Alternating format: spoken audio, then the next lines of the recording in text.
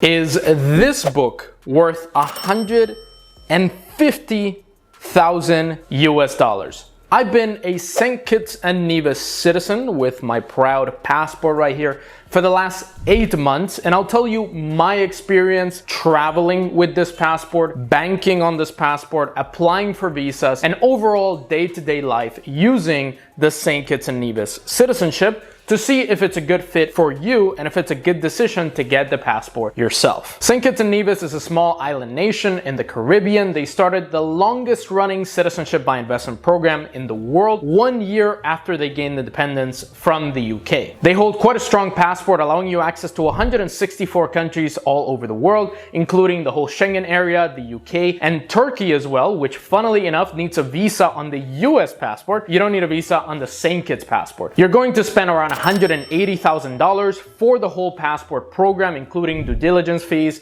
lawyer fees, but for a wealthy person, it's a definitely worthwhile investment. And here are the 3 reasons why. Number 1, taxes. Obviously, if you're a US citizen, for example, and you want to completely lower your taxes down because you're taxed on your worldwide income, the only way to do that is by renouncing US citizenship. That's where the St. Kitts passport comes in and saves the day and allows you to renounce on the St. Kitts passport and pay absolutely 0 taxes. But if you're not a US citizen, what if you're from Canada, Australia, the UK, and you want to get citizenship by investment but don't think it's really worth it? When you leave a high tax country, one of the important steps is to create ties to the country where you're going or to another country around the world so your home origin country doesn't want to tax you. You want to buy property, you want to get bank accounts with high balances, you want to get a residence permit somewhere else so that your home country doesn't continue to consider you a tax resident. Having another citizenship, not just another residence permit, creates an even stronger level of protection against your origin country in case they challenge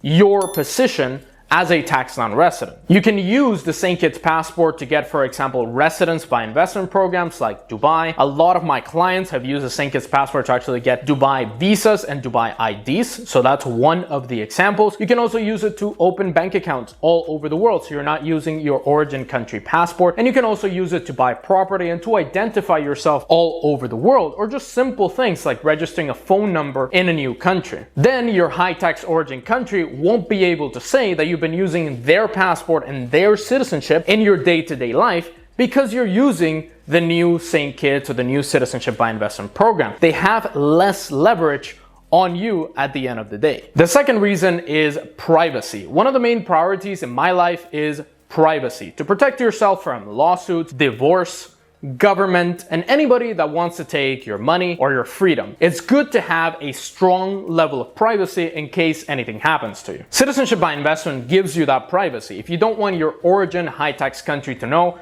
where do you keep your money, what properties you have all over the world, what crypto you have, you can use, in my example, the St. Kitts passport to open bank accounts in other countries, buy property abroad, open an exchange like Binance, for example. And I'm not advising you to evade taxes illegally. You only want to use your St. Kitts passport, your citizenship by investment passport, to open bank accounts and do anything abroad if you've left your origin high tax country and become a non-resident. If you haven't left the high tax country or you're still, for example, a US citizen, then make sure to report all those bank accounts, make sure to report all of those exchanges and all the taxes that you need to pay to your home country, but at least it gives you an extra level of protection in case they want to take your money. You have it under another citizenship. You can also use the St. Kitts passport to buy property abroad if you don't want anybody to know that you bought that property, or opening a trust overseas, so any assets that you put under that trust, nobody knows that you have them there. Do you believe a Caribbean passport is worth $150,000 or more? Comment your views down below. The third reason is freedom.